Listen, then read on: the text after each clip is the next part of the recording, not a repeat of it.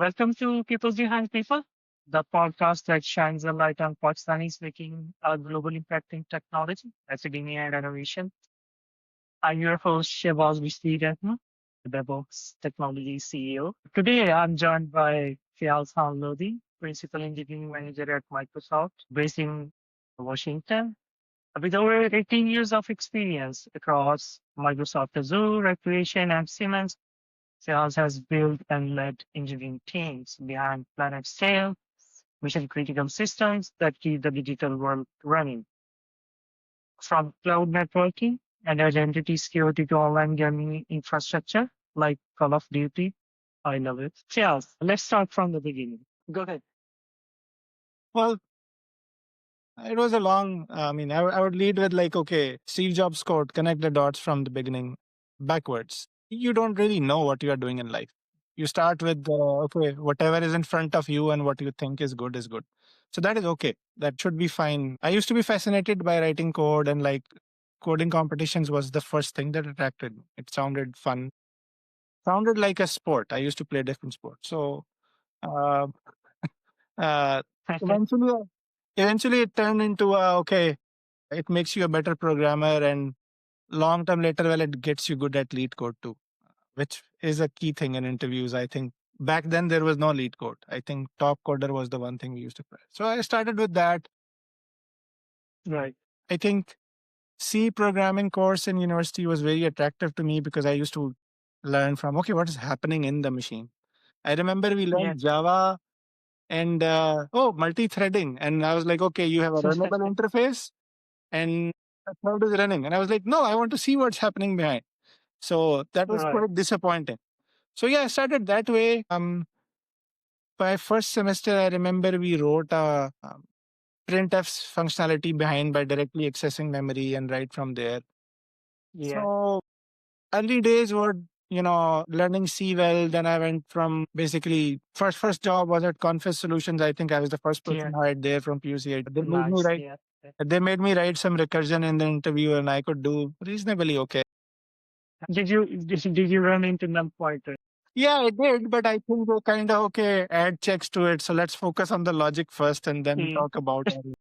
So they didn't make me like exactly write functional code in. It was a whiteboard type of interview, Okay. but it went well. It was early 2000, I think. So now I don't even.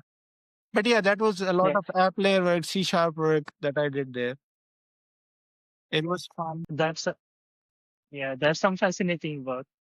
Tell us about your life at PUCIT and, you know, you said that you stayed there and a little bit of life before that, how you came into PUCIT.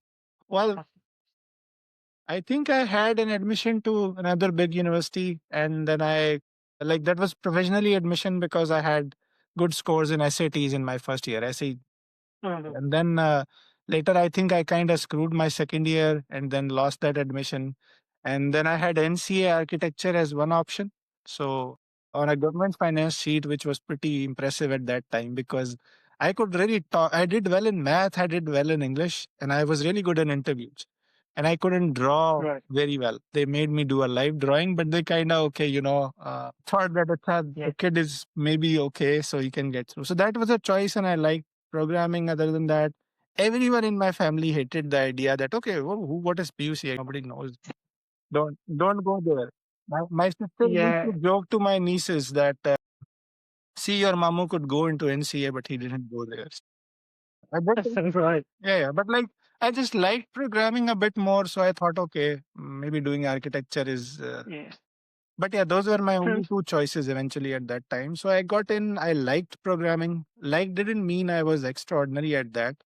But Yeah. we got a good teacher, so the logic part was interesting. Yeah, that's how I started, I guess.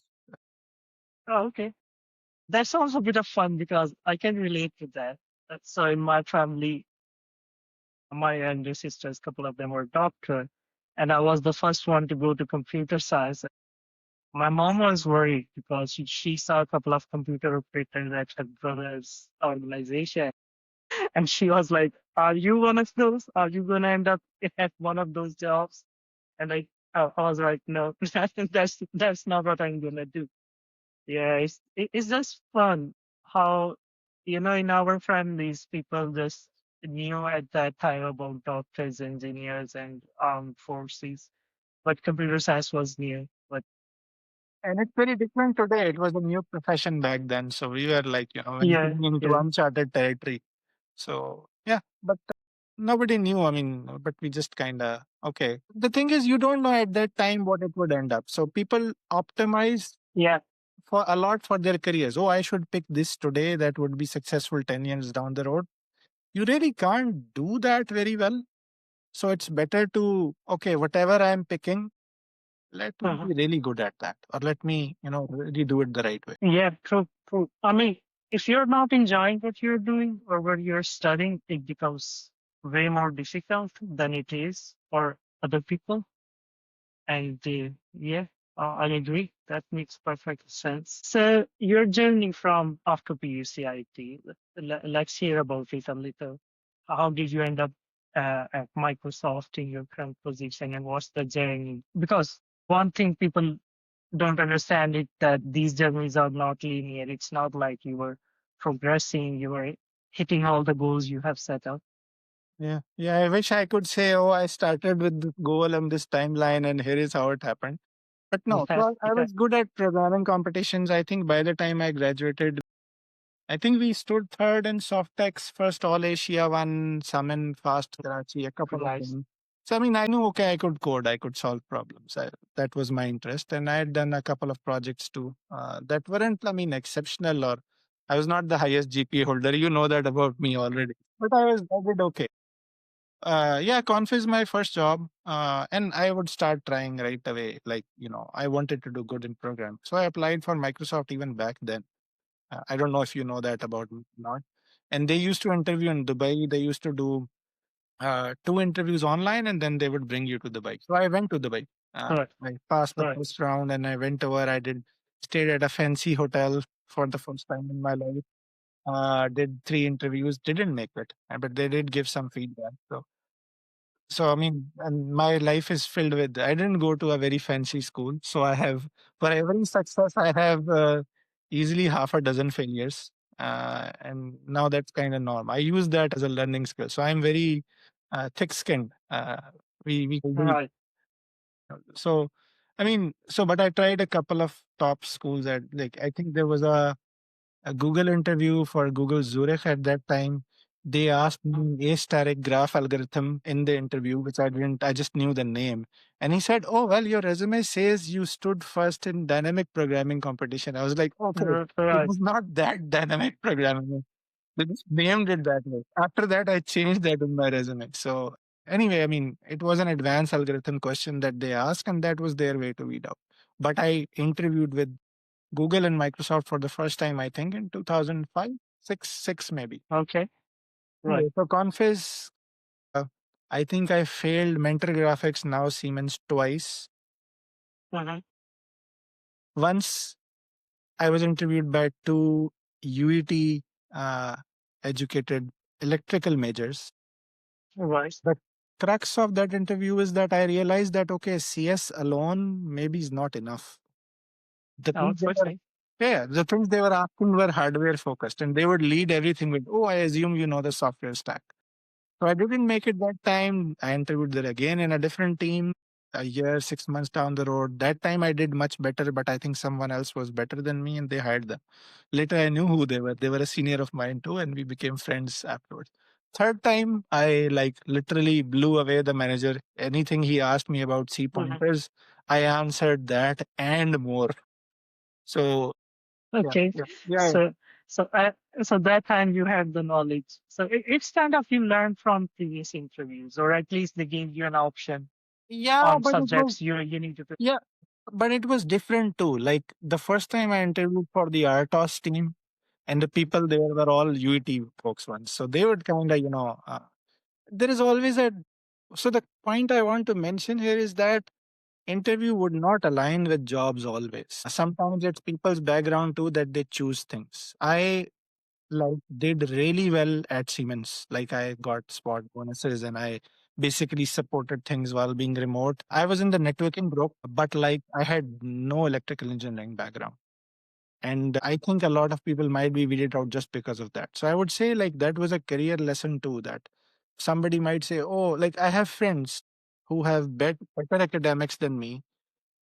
Right. I've Yeah. heard them saying that, too strong a mathematical foundation is necessary to get to top tech. And I don't have that. Right. But that Okay. that never was an obstacle.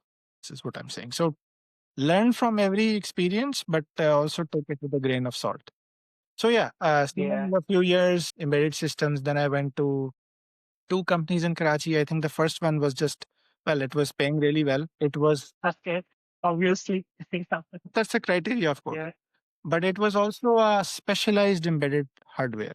So they would You're right. work on Cavium networks chips, and I just more embedded in more networking, only at a larger scale. And mentally, Right. you would like small devices. Here, you would like, okay, a gateway which would do 100 gigabits per second, which was a lot for that time.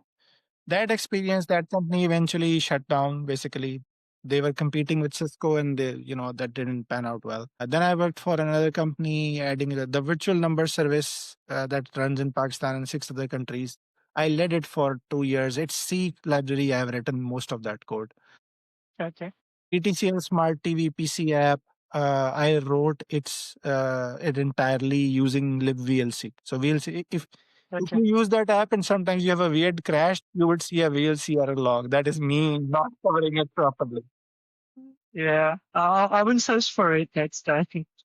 Yeah, yeah, yeah. So then Canada. So there was a company. I never thought actually I would go abroad because I had a family. I'm Okay. already married. Yeah. People Yeah. would Yeah. go for advanced studies, and usually even if it's a funded PhD, it's not enough to support family.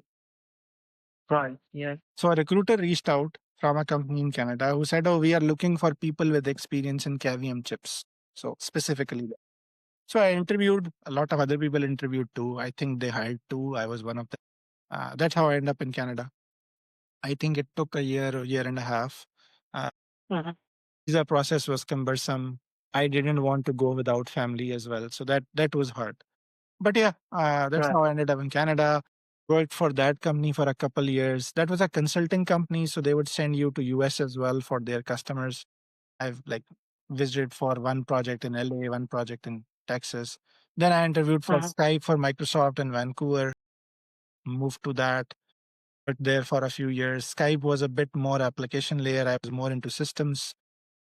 Activision was hiring for Call of Duty in Vancouver. They had a studio which would do crossplay. So I joined that. There I was a team lead slash, expert software engineer. So 50-50 manager. Right.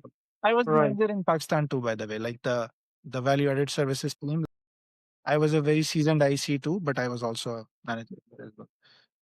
And then Skype for a couple years, I kind of, oh, sorry, no, after Skype, it was Activision. So Call of Duty, we Yeah. made it cross play. My team was Yeah. in that. Yeah. Yeah. Yeah. So, Yeah. and then identity and security at Microsoft in Seattle. I was given like an auth service basically. When you log in to Facebook using your Gmail, that's basically the auth service.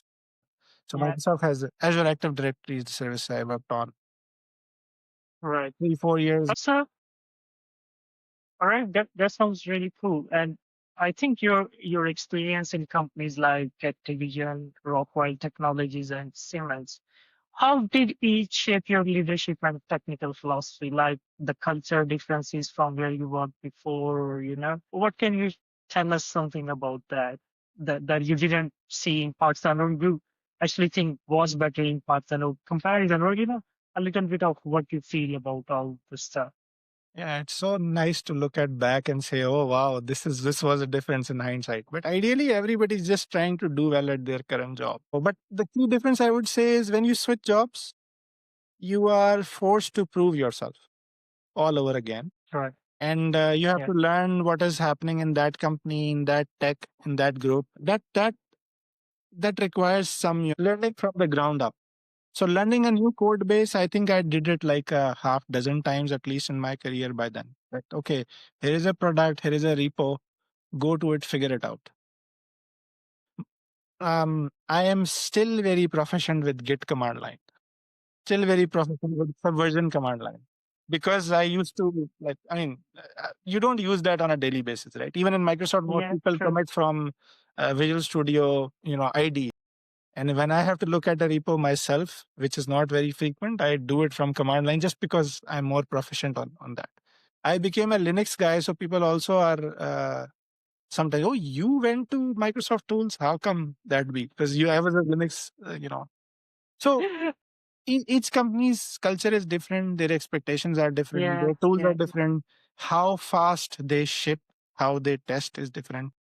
Learning through right. all of that and becoming competitive is a hard journey, but it forces you to grow too. One key thing I would Okay, mention is that the moment you get comfortable in one place, you should also right, start thinking about, I mean, not necessarily leaving the place, but right. don't stay in that mode for too long. Get a new Okay, project, get a new role, start some. If you had been managing something for a long time, try managing a bigger scope or a newer scope. That would force you to okay, grow. Uh, V1 building V1 products is right, what is shiny, what most people run after. But right. managing something that has been there for a decade is also a very challenging thing, and the latter happens Yeah, more often than the former. true. I agree. I mean, legacy systems are everywhere, and you have to deal with them. It's not like you will get the shiny new Ferraris of software development features all the time. I mean, the good developers I have seen in my life, they are really good with the old code. Like they are really good converting the old code to the new standards they need to be. And this is one skill I really appreciate in software developers. So yeah, it sounds really cool. Okay.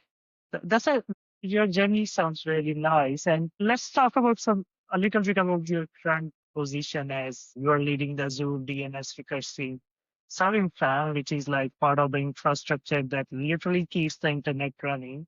That's massive. Right? Yep. Yep. So what does it take to build and maintain systems that operate at such scale and reliability?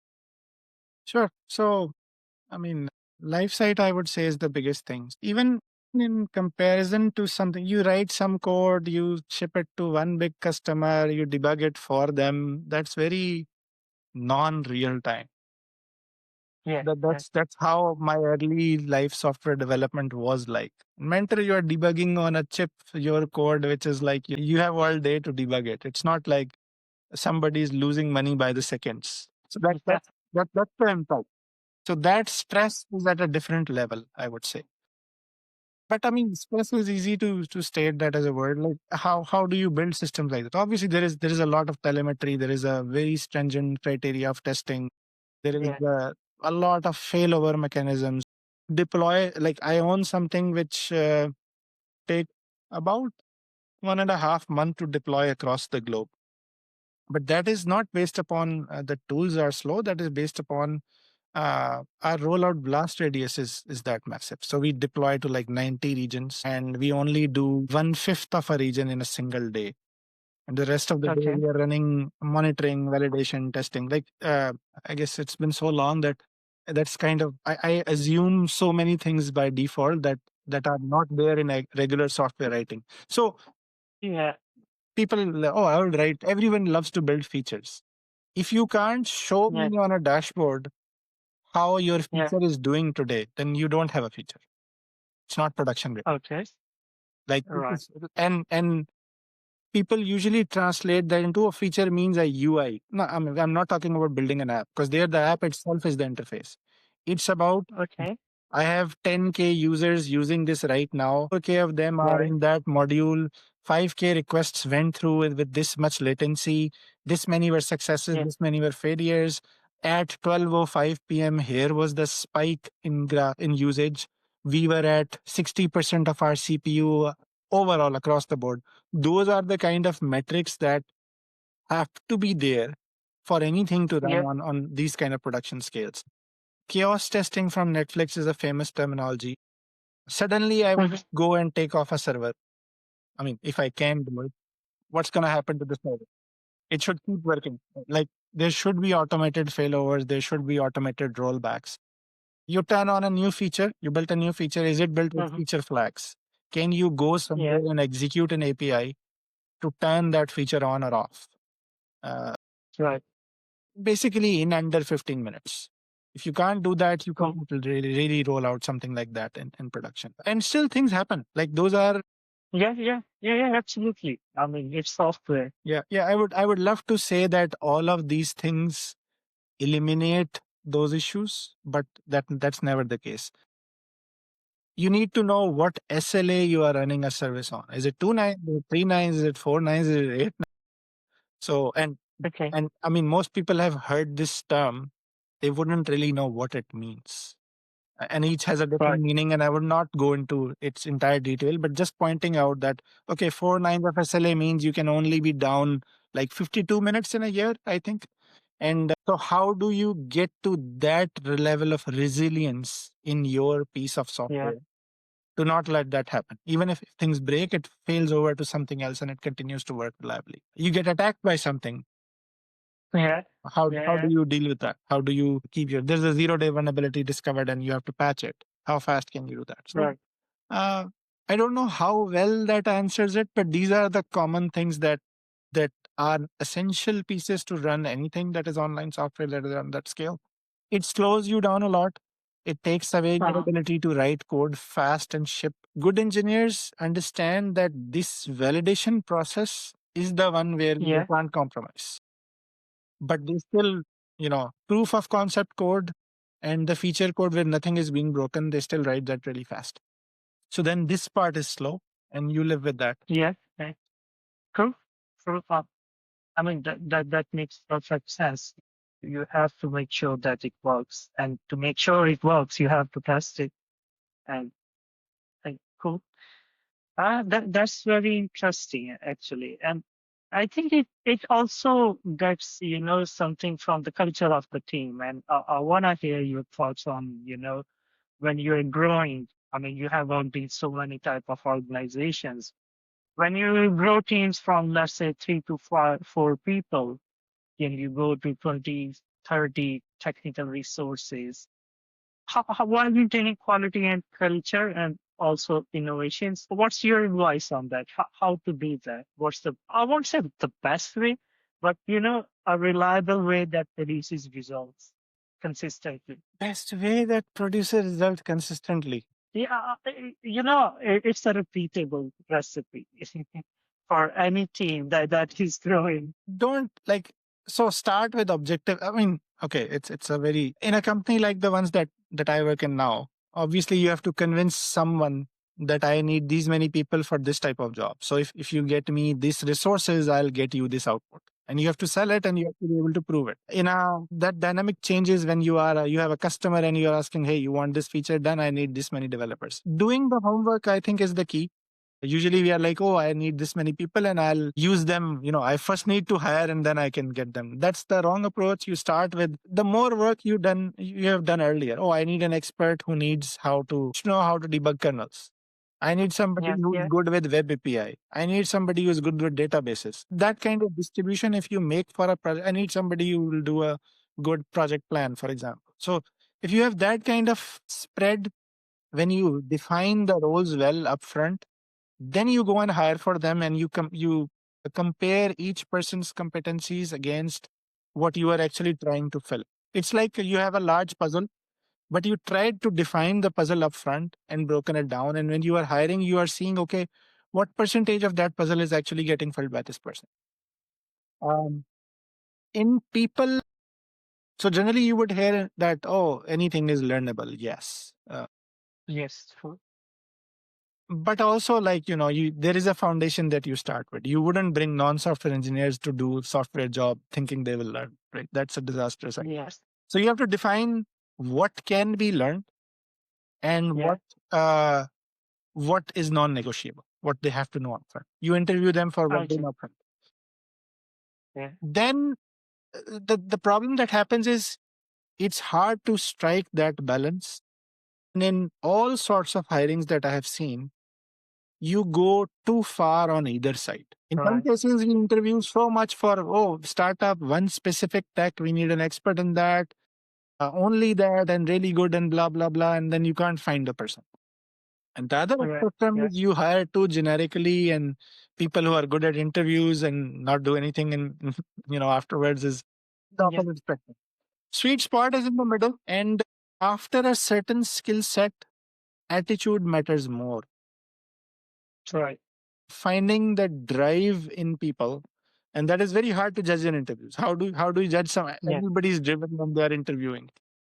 How would you true. find out in interviews that and I don't have a perfect answer, but you base it upon experience. I asked for this. You asked for a vague, difficult challenge. How Hmm. long do they take to give up? Do they keep iterating and trying and figuring out a imperfect solution and then improve it? That is Yeah, probably a signal that that person will do the same in your day job. So yeah, yeah. I agree, and I think a couple of things fascinates me, or actually, in my start when I was starting Devbox in first, you can say 3 4 years, all mattered to me was the technical interview. If anybody, comes with bright colors in it, he gets hired. But after some time, when I learned the importance of, culture, teamwork, and habits, as you said, it became a bit important. But at the moment, it's now 50-50. You have to have passed the culture test. We don't, I mean, you can be a genius in engineering, but if you don't want to work with other people thinking they are not good enough, we're not gonna hire you because it's a team game.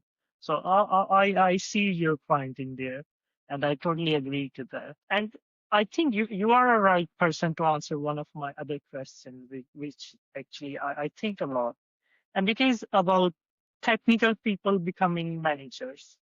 The super shiny, bright people who leading the engineering teams, we promote them to be the managers, or the delivery managers, or the senior roles we have in our companies. A company like Microsoft may have many roles, different criteria, but it's kind of the flow we follow as a small company or medium companies. So what's your thought on that? Because I have my opinions on those.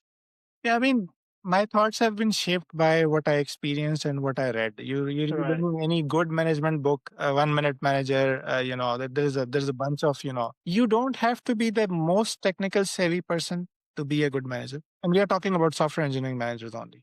But you need Yeah, to yeah, have absolutely. you need to have good some level of good foundations, and that is only one part of the skill, and you will fail miserably if you don't pick the other side. So let me prefix with some of my thoughts, and then we'll kind of so I didn't want to be a manager because I always thought that they are the people who are non-technical anymore and they don't know the space Okay. basically. And the juniors especially would think about, what does he do all day, just waste time. uh, so Yeah.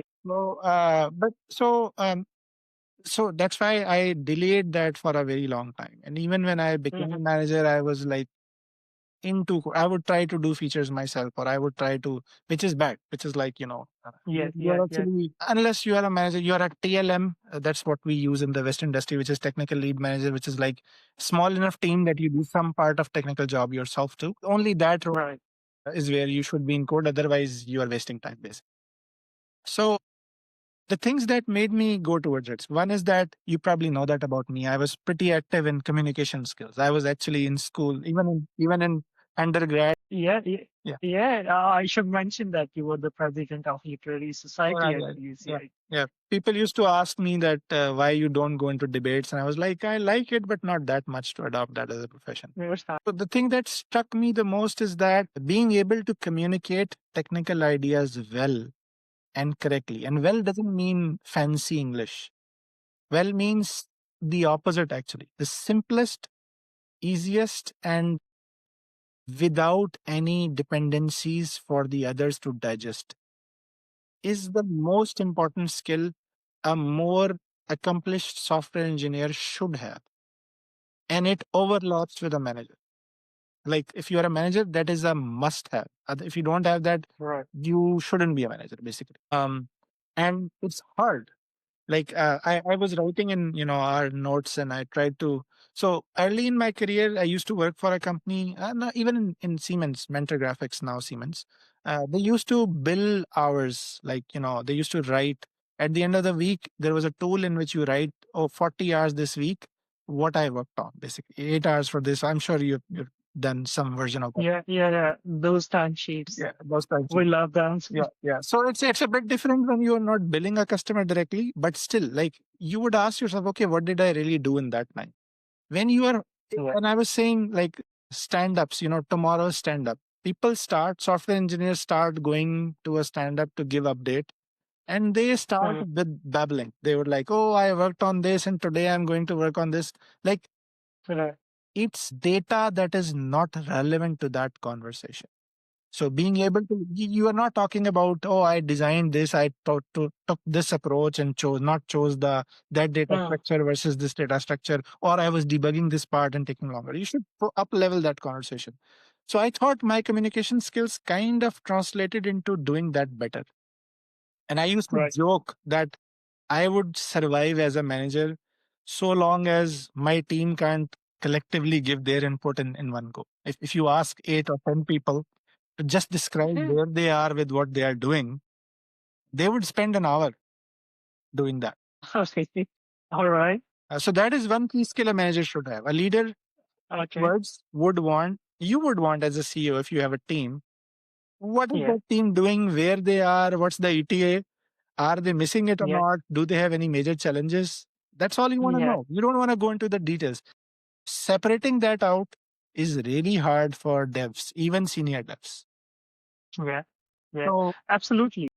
Yeah. I mean, it makes perfect sense. And, you know, uh, even in Scrum meetings, those stand-ups that are supposed to be for 15 minutes standoffs. tend to go on and on about what they did and how all as a CEO or even as a senior manager, all you are interested is are you still on time? It will be delivered. Is there any blocker? That's the three things I'm really interested.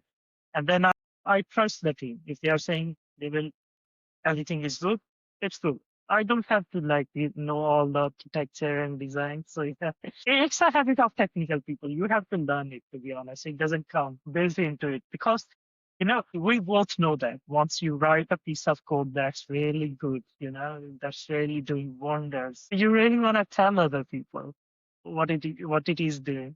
So it's really hard not to talk about it. Yep. There is a you have to tailor to your audience, and that part is hard. So that Yeah, was a skill I think that is I mean, it's even required for a senior engineer because like I often tell more senior people, you don't write twice or thrice the code of a good junior engineer. So then what's the value yeah, you are bringing really? That value is being able to bring consensus, write clearly, and communicate the same thing across people. Most often, we're like, I would write code. Why would I write doc? Well, I think Donald Knuth's Art of Computer Programming, I would quote that often. I used to read that a little bit when I was in school. Code is only occasionally written for machines to execute and often for people right. to read. I might be Yeah, paraphrasing, but the idea was even code should not be written in a clever way. It should be written in a way that people can quickly understand. So yeah. when you That's a very, yeah. Sorry, I just have to admire the point. I really love that philosophy. It's really interesting. yeah, and I mean I understand that very well because I learned in like competitive programming, one liners to swap two variables or do something quickly, and that is like insane hard to read. And at that time it seemed like an achievement. It's exceptionally bad to put that in production code. And Right. it's a nightmare to manage it. So one of the qualities of good code that at least I developed over the course of my career is that code should appear to be doing what it is actually doing. And that Yeah. sounds simple, but it sounds harder. It's actually harder to achieve. So no gotchas, no weird tricks. And otherwise, if you do it, you are basically putting a maintenance cost that the person 5 years after you is going to be writing is going to be a more junior person and they'll be cursing you. What the hell did you put over there? Yeah. Totally. I think that makes so much sense. And I always feel like that the code should be written in a manner that it should be able to talk to you, like you're reading and it's telling where it's painful for the code. It should be like a simple story where you don't have to go 5 pages ahead and then 5 pages back to wonder what exactly it is doing. Yeah. So up level that to design, up level that to requirements and specs. And usually those are very, they became very process oriented things. But forget the process part, simplifying that even you want to sell an idea to somebody. That's what a more seasoned engineer or a manager or even a leader above or a director level person should be able to sell. Hey, here is what we can do. Here is the existing tech we have. Here are the choices. Each choice gives you a benefit versus, a disadvantage. And then eventually you make a choice and then you recommend how to get it done. If you can write that in a couple pages worth of docs and people can read, understand, and rally behind it, you're already a leader. So that was a very different, like I've seen people with poor language skills, but good these skills. So one question I have is like you're managing these complex cloud systems. What role does AI play into those? Like how do you use it or what efficiencies are there with the AI? Yeah. Okay. AI is everywhere these days. So, I mean, you can't start and finish a sentence without AI. And if you don't Yeah. have AI in your, profile and work, then you're basically, I don't know what you're Yeah. doing. Yeah. But Funny thing is the other day I was saying, actually I posted on LinkedIn as well that one major accomplishment with AI we did is changed everything from saying to thinking. loading to thinking. Yeah, that's funny. That's really funny. So, I mean, a couple of quick things that I can say. One is that it has made doing POCs faster. Like the whole vibe coding mindset, obviously. You try to do, you're doing something, it's like your companion agent that you can instruct to do something and get it done faster. But the thing is, you have to check its work. So you have to really know what it's doing. Like you would see it generating amazing code and then finding out, oh, it was good interfaces, but wasn't really actually testing what I wanted it to test. The tedious work, the parts that you just have to do, but they are not, in your data path or most critical pieces, those are doable by AI. Once you get familiar with validating its work properly, Mm, yeah. it makes you efficient basically. So the other common thing is okay, anything that is annoying to do. I mean, we have a live site, we have a class of issues that is known, and there is a documented troubleshooting guide which says follow these 1 through n steps to mitigate it. Right. As an on-call engineer, why can't we automate that? So that's an obvious thing that you could use AI for. So like I was talking about, any big systems having a lot of telemetry data, Yeah. you could feed it to any kind of LLMs and, okay, make educated decisions about it rather Yeah. than having the graphs that I was talking about earlier at the dashboard Yeah. that you have to go to and see, was there a drop in latency at 9:45 a.m. for US East region, for example? Yeah. Yeah. And it also do the same. It could say, it could trigger, it could look at that and then go beyond. Okay, when that happens, how do I diagnose why? And what Yeah. are my top 2, 3 actions to mitigate any kind of impact because of that? It can propose, probably it's not yet at a point where it would, we should say, oh, go and do it yourself. Rather, show some of the solutions to the person who's doing it or the Right. on-call person and at least approve it. That's like things that are actually we are doing that I know other Yeah. companies in the industry are doing. But it's hard to, it's easy to say that verbally. Let me call out some of the challenges. Yeah. A Right. very seasoned 20-year-old developer, 20 year of experience developer, tried AI one time last year and say, I did all of this, it generated code, then I had to fix all the issues in that code. Took me more than it would have for me to write it. Tried it once, Right. gave it up. 6 months down the road, LLM is a lot better. Yeah. But if that person gave up using that process, that means they are not going to be habitual of using those LLMs in the future. In Okay. programming, in general, we are used to of absolute things. Either my Right. code works or it doesn't work. Like 99% working isn't gonna cut it. AI is more, in percentages. It Yeah. produces something. You ask the same question again, you may not get the exact same answer. So Right. you have to test it. It's on a curve. So you need something to absolutely test it. Usually that is the person sitting behind, Mm-hmm. but using it makes you faster. You create 4 agents based upon your habits, how you judge a PR, how you review a PR, how you write tests, how you Yeah. validate your systems, and then you tell the agent to do it next time. So you Yeah. only run into the issues which are new for the AI. So I think that's the Okay. mindset. How Right. successful that mindset is with actual things is we all are figuring it out. Yeah. Cool. Yeah. I think it's like you're pretty you're saying to train the culture to the like what you feel, how it should behave, your company culture, your company practices. So this is what you need to ingrain into that agent or AI that you're using to get the maximum out of it. Yeah. And to point something bluntly on top, every business in the world is convinced themselves and trying to convince the people that your Yeah. output should improve using AI. Yeah. So that's it's like a non-negotiable goal we all have to start from. That non-negotiable Absolutely. goal is we should be able to produce more and better output than we could without AI than with AI. Yeah. That's like, don't challenge that basically. I mean, you'll find gaps in it for sure. But if you don't lead with that mindset and don't try that out as a software engineer, you're gonna be left behind. So Yeah. True. Yeah. I think it's a major shift. You have to have the skills, or at least need to know how to use them to maximize your ability or your productivity.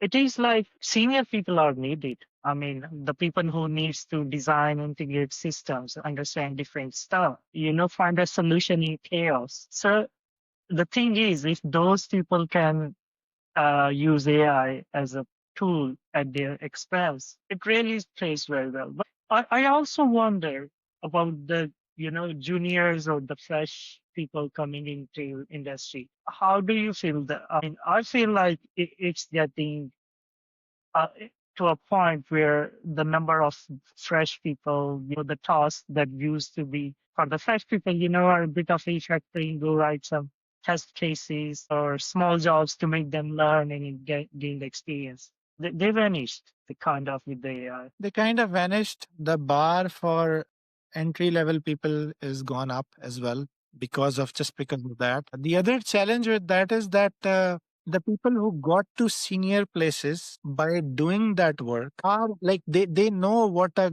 you can only find flaws in an AI if you know what the alternate looks like. Yeah, true. If you have That's never so true. seen the alternate, or if you started from a code being generated, you have a problem. So I don't think we as an industry have figured that out. I mean, and something I would joke and you would laugh at that, but in Pakistan we have a tendency of everybody becomes expert at everything.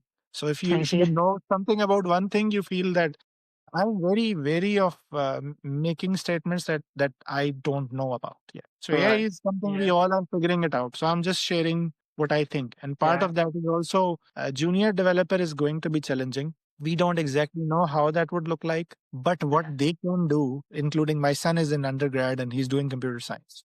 yeah, yeah. God Okay. save him. So use AI where you can.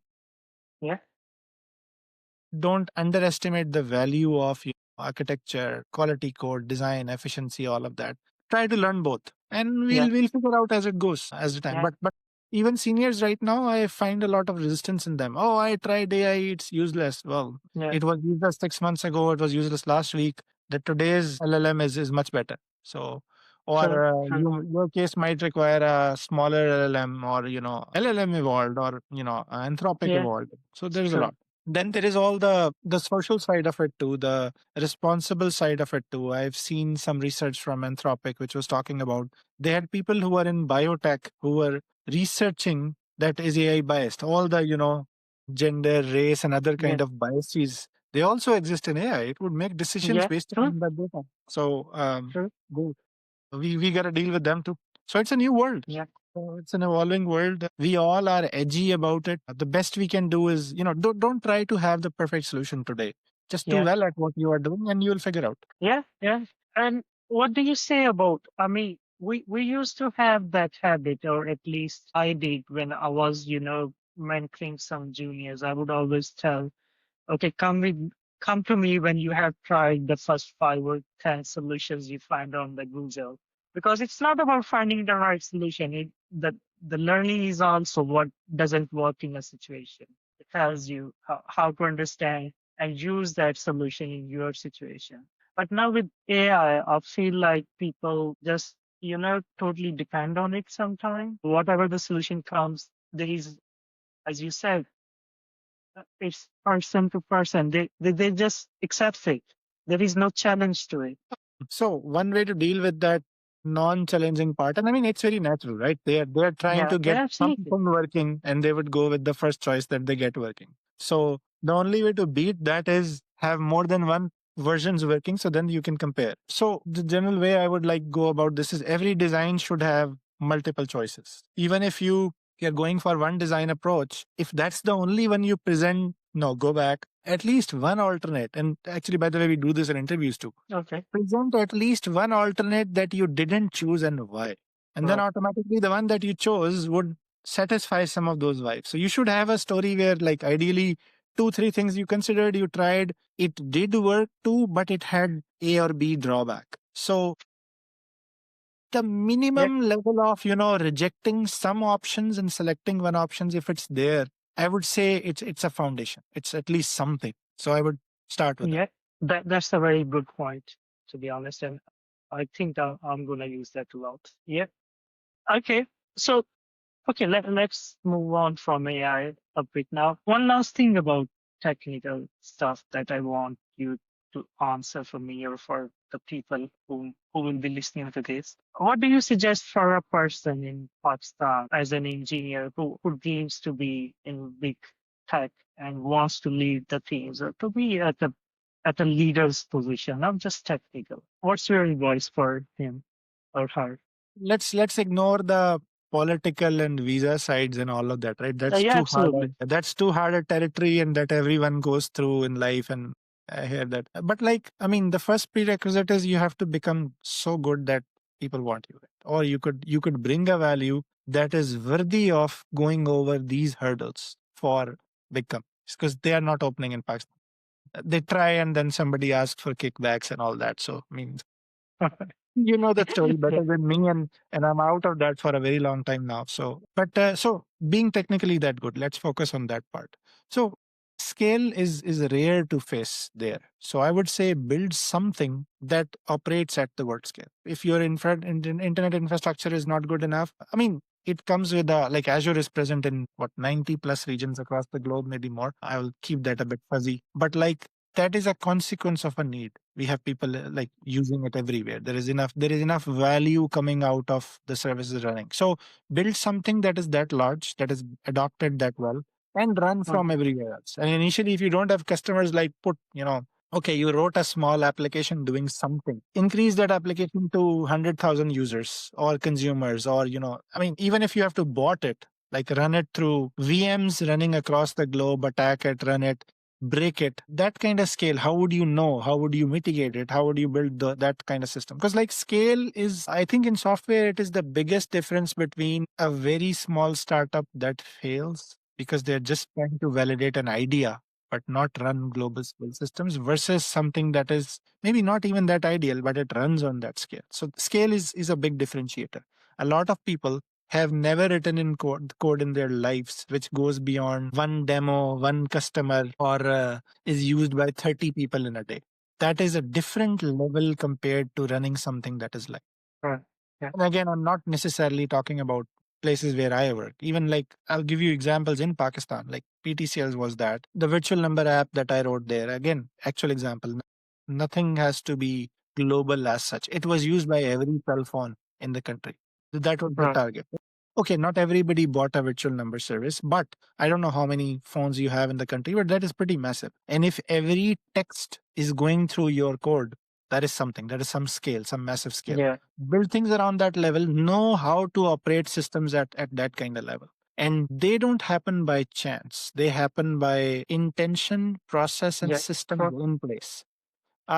Everything's scary in life. You got called to a big meeting, you had a big demo. If things go bad, you are like screwed and you prepare for weeks and all. It is also an opportunity. It's said a lot. It's so hard to materialize that it's an opportunity. Like, people will remember the person who stayed calm on that bridge and fixed that issue.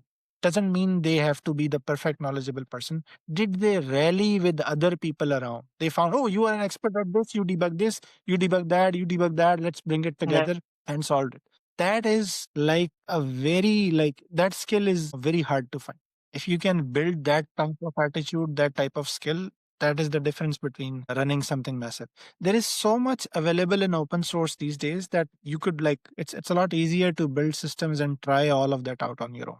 But it takes a lot of commitment, awareness, and then again, if it's not a personal goal, it's that's not there. Some small things. Most places I know they do hackathons once in a while, Yeah. company wide. I used to think that hackathons are for, oh, my personal project that I loved to build 2 years ago, I'll build that. And that Yeah. never happened. Right. You're like, oh, our system does not have telemetry in language Rust. And Rust is really good with memory management. How about I use a hackathon to build this small tool in Rust? That's a very small goal. That will actually happen if you take it in a hackathon meeting. Small goals, consistency, and then iteratively building on that is the biggest thing. People ask me very often, junior engineers, how do I become a good software designer? That is like, a principal IC or a staff level IC. And the answer is write more code, build more systems. You can, like, unless you have done something similar before, you wouldn't have any idea about how that gets done. So you got assigned a feature, find out what's the bare minimum core, build it fast, then figure out what's wrong with it. How can I improve it? What are the gaps? What are the alternates? And that is your design. That is like your first iteration of the design, and only then you can make choices between alternates. Of course, you can read like Hello Interview, Yeah. and there are Yeah. tons of places which teach design, which teach, okay, you have to do database scaling, sharding. How do you do that? Yes, you learn from those, but build actual systems. One system that does it, build it yourself, scale it, fail it miserably, like, crash, like I was saying, bring down a server and see what happens. Do you have a Yeah. system that can fail over? And like everybody would love to write the shiny new feature, and nobody would want to go into a painful legacy system and fix it. But the people who shine are the ones que no matter what you give them, they will deliver. Oh, this is my bar. This is my output.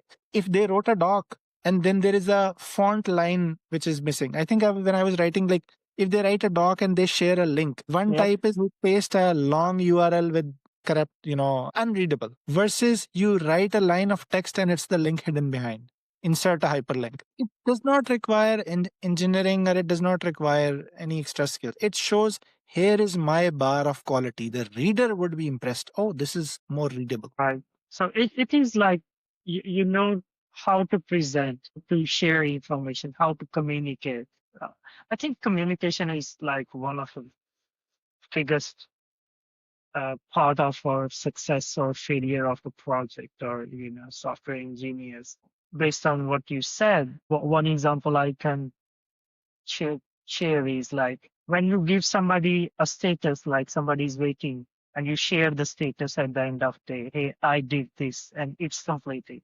Wait for 5 minutes or 10 minutes, or just turn off the machine, because when the person reads your message, it's gonna ask a follow-up question or might have something to clear up.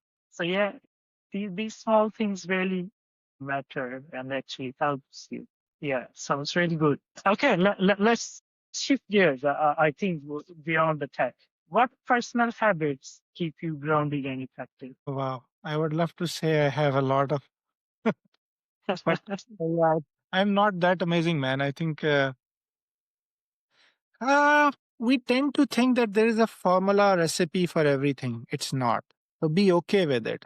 Life, careers are, there is ups and downs. There would be days, or you have young kids, or you have a sick family member, or you have something else in life. Don't go too rigidly after routines. I was for a very long time not an early riser, and that was okay. I used to work at nights. That was my habits, even from Pakistan. I know half the Pakistan is like that. I think bad habits. But you are more productive early in the day. It's a biological fact. You don't have to turn yourself around, but you have to know which one works for you. So I would say that first of all, don't compare to others. We usually look at blueprints. Oh, person X did that, so that must be the way, and I should try to follow that. And if I do it, I'll get there. That's not it. You can follow all of those things and fail miserably, and you may not follow any of them and still be successful. So Yeah, it's easier said than done, but like, you try to pick habits. So focus on, like, if you are starting your day today, every day, if I only get to work 1 hour, What will I do? What's the most important thing? Start your day with that. If I get called for a hospital emergency at my family midday, have I have I earned my paycheck by noon in the day? And then anything I do afterwards is a bonus, is extra stuff. That would force you to prioritize what you are doing. That in every job there is work is never finished. It's never done. So then the urgent versus important is what we always struggle with. People start their day reading emails. Essentially, I mean, it's not a bad idea. It's like you don't have a priority list of your own, and you start by reading what others have thrown at you. You're consuming content essentially. I mean, it's not browsing Facebook, but still. So start with your P zeros, list them, get them done, have a checklist and mark them done. And I think I was quoting a few, I wrote a few things that have helped me over my career. Radical Candor is one. It's a 6-minute YouTube video. Look it up. It changed my life. I've used it. I've given sessions at Microsoft with my own examples using that. Radical candor is the word, just the word. You would find it in the notes talk. You can share that if that. It's a 6-minute video. Getting things done is another philosophy that people use. I adopted some of it. For a while, I was trying to maintain a zero unread email inbox, and then I changed it. But the philosophy is there. Is it like thousands now, hundred emails in the Yes. in Yes. Yes. It was thousands before too. I got it to zero as well, and then changed a bit too. So, but the key message was that when I did that, I used it to prioritize. Okay, I have to get a cleaned up email inbox. Basically, I okay. wanted to become responsive for all the cases where I was asked to be responsive. That was not the case before. Or like I was All right. trying to meet an objective, and I got better at finishing things faster. Or okay, if I only have 2 hours, what is the maximum ROI I can get out of it? What are the most Yeah. important things I need to get done in these 2 hours? And the others can wait, or they can, they can survive. So that's one thing. Getting better. I already talked about stop comparing with others, right? Don't look Yeah. at Yeah. their. Yeah. You have your own journey. Your only fight is with your own self. The important thing is if we do something at MS called Connect. It's performance reviews. Everybody writes their everybody writes what they did over the last 6 months and what are their goals for the next 6 months. What went well, what didn't go well. Kind of, it's a formal document that everyone writes, including managers themselves. Then manager writes feedback, and you set goals. And there's a section in it which talks about what could have gone better. And most people, especially the younger ones, they tend to nothing, or this was a problem which was basically caused by somebody else, like throw somebody else under the bus, under the bus. And the underlying mindset is that if you accept something that you did wrong effectively, or you could have done better, it's essentially going to hurt your performance review. That's the mindset behind it, right? The goal is to get better. So then I asked the question, so if I give you the exact same project that you did for the last 6 months to do again, there is nothing that you will change in it. Like everything went perfectly well, and Yeah. then they got Okay. uncomfortable. I was like, so that's the learning I'm looking for. You did it for the first time. You didn't know. What did you learn? What are the things you're going to do differently in the future? And the same applies Yeah. to me too. If you Right. don't know anything, essentially you haven't grown. So some people have 1 year of experience 10 times doing the exact same thing over again, no growth, no improvement. And the others have the exact opposite. So don't be the former. Learn from what you went through and make it better next time. Underestimate, we overestimate what we do in 2 weeks, and we underestimate what we can do in 2 years. Get better at estimating, learn from what you did before, and like make sure making one mistake is not a big deal. Majority of people don't grow because they don't even realize and they don't grow from there. If you spend 1 hour a week learning something really new that is important for you, it's easier to take out 1 hour. Like it's not a lot. But if you do it consistently, in a year you had 50, in 5 years you have 5 times that. You would have really, really grown in that. Interesting. Yeah. So the bottom line I'm getting at is consistency is more important uh, than one time. Yeah. Yeah. Yeah. I mean, it is true in everywhere. I mean, anything you do, even it has a government. If you are building roads, that's good, but the quality is how long you are maintaining those. Like over the 10 or 20 years, if they are good, then you are doing something good. So whatever you are doing, you have to be consistent with. The quality doesn't come just done by doing once. Yeah. So all right. So how do you balance like your role as a leadership at Microsoft? It must be, a lot of pressures on you, a lot of things you need to do, plus your family life. It's always a bit of juggling. So how do you manage both of them? It's always a trade off. Like some days, sometimes, I mean, I would love to say, oh, I got it all figured out. I haven't. So some days are heavier on the work, some days are not on that. But the priorities are clear. You work for a living, not the other way around. Obviously, when you are trying to achieve something big, I think I put some references to read Hackers and Painters by Paul Graham, author of, I think, the founder of Y Combinator. It's the most respected startup accelerator in the world. It's essentially the point I'm making is it's saying, okay, if you are doing a crazy startup, you are trying to pack 20 years of career in 3 years. You are trying to achieve what you would do otherwise. So that's what it requires to do a startup, which is like, doing a new idea. So obviously I don't want to do that. So I made a conscious choice right now. Okay, I want to work, but I want how much I want to work. And can I have a living a life with that and do it for a longer time? That concept, when I say it like that, might sound obvious. It's not when you are, especially you are younger or when you are figuring yourself out. Set boundaries yourself, like I was mentioning earlier. There's infinite amount of work always, and if you prioritize it wrong, you would be looking at other stuff. So balance the two. Figure out, okay, I stop at this hour. I really stop. But then you have to figure out to deliver the value in that many hours. You can't do one but not the other. Be intentional about your time. When we are younger, time is the most free thing for us, and we realize Right. that as we grow older and get ahead, time is the one thing we can't get back. So be intentional. That doesn't mean you don't have time for fun or you don't have time for Uh, relaxing, but plan it and then do it that way rather than not doing it entirely. A change of scenery. I'll give some examples. Some stay healthy, do a sport. Doesn't mean always or exercise or whatever makes you better. I've played multiple sports in different times of my life.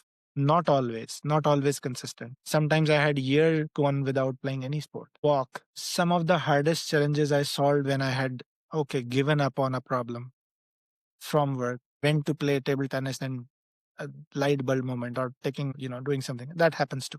Keep yourself healthy, eat well, eat the right stuff, sleep at the right time. Don't ruin yourself basically and set boundaries. I would say is play the long game. Like, trying to optimize it too much that, okay, this year I'll do this. My goal this year, maybe one big goal is good enough.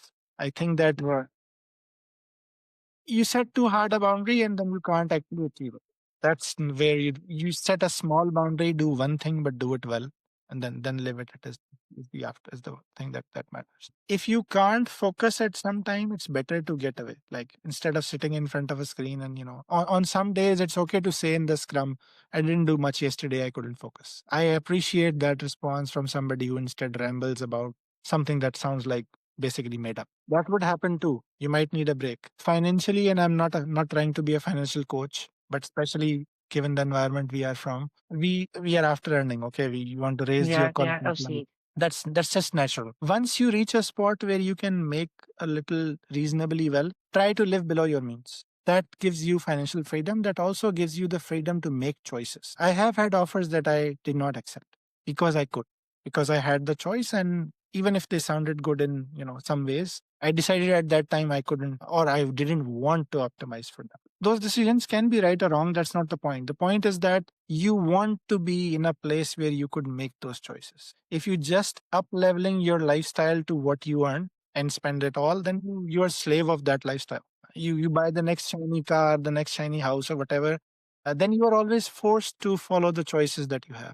Try to live a little below your means, and then you start. Then you can make decisions based upon other criteria than this. And health is essential. We lose health as we grow older. Yeah, absolutely. I mean, that's a very, very interesting bit there, and I strongly agree with that. It makes so much sense. And finally, I mean, after, today, after such an accomplishment journey, what does success means to you? Oh. I mean, there are a lot of things. I mean, I'm still chasing the titles. Of course, it's not like, oh, do I want to not go to the next level or whatever? Sure, but doing it for the right reasons. Freedom to choose. That's one thing. Yeah, right. I wouldn't say I'm done, but I'm pretty close. That's one big thing. The other thing is getting a title in a way that you are actually, enjoying it or you are fulfilling it. For instance, I mean, getting a corporate vice president title, yeah, sure, I would love to be there. But when we say this, when I say this, now I'm I would say more informed. But when I say this, I'm just looking at the outcome. I'm not looking at how the day to day of that looks like. If so, I'm chasing that thing. Like, okay, I could get to a title, but also being able to make the things that make it worthy. Given a business group that is not doing well, financially or otherwise, take it and turn it around. Make it successful, make it a business, make it a team, a group of teams that you could turn them around entirely. Yeah, that type of skill. Solve a very intense problem on a bridge that was losing a company a lot of money, security or otherwise.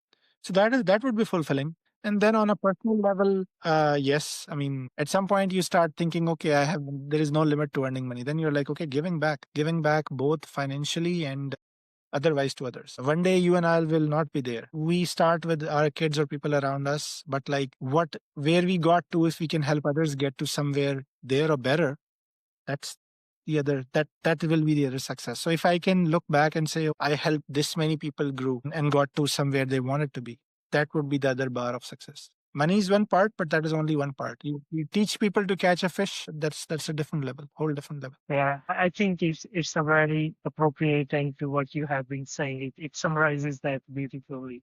Shaz, it's been incredible hearing your story from Pakistan to Microsoft and embedded systems, AI-powered cloud infrastructure. It's so diverse, and your journey truly shows what's possible when passion meets persistence. For our listeners, if you're inspired by stories like this, please follow People Behind People on Spotify, YouTube, TikTok, wherever you can find us for more conversations with Pakistanis making a global impact.